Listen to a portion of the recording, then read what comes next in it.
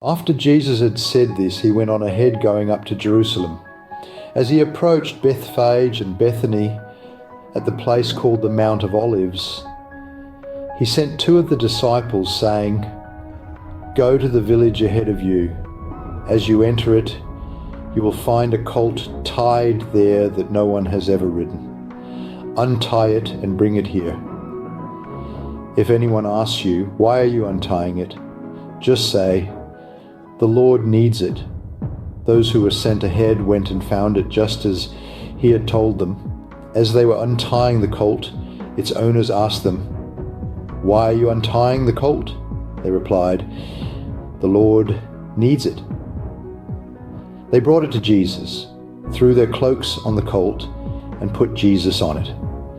As he went along, people spread their cloaks on the road.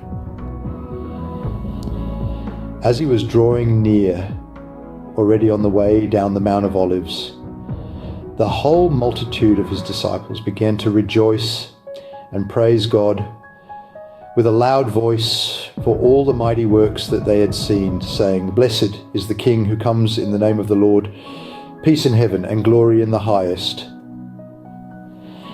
And some of the Pharisees in the crowd said to him, "Teacher, rebuke your disciples." He answered, "I tell you, if these were silent, the very stones would cry out."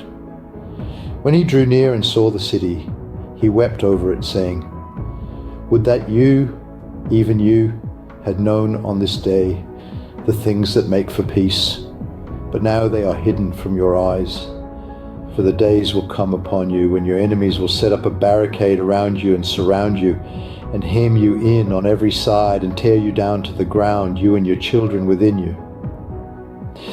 And they will not leave one stone upon another in you, because you did not know the time of your visitation." Then Jesus entered the temple courts and began to drive out those who were selling things there, saying to them, "It is written, 'My house will be a house of prayer,' but you have turned it into a den of robbers." Jesus was teaching daily in the temple courts.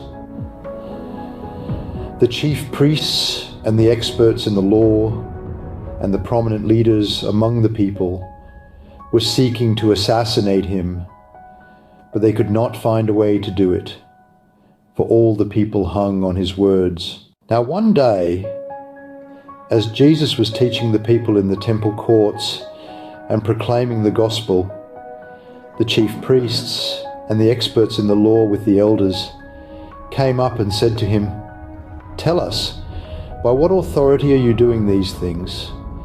Or who is it who gave you this authority?" He answered them, "I will also ask you a question, and you tell me, John's baptism, was it from heaven or from people?" So they discussed it with one another, saying, "If we say from heaven, he will say, 'Why did you not believe him?' But if we say from people, all the people will stone us, because they are convinced that John was a prophet." So they replied that they did not know where it came from. Then Jesus said to them, "Neither will I tell you by whose authority I do these things." Then he began to tell the people this parable. A man planted a vineyard, leased it to tenant farmers, and went on a journey for a long time. When harvest time came, he sent a slave to the tenants so that they would give him his portion of the crop. However, the tenants beat his slave and sent him away empty-handed. So he sent another slave. They beat this one too, treated him outrageously, and sent him away empty-handed. So he sent still a third. They even wounded this one and threw him out. Then the owner of the vineyard said, "What should I do? I will send my one dear son. Perhaps they will respect him."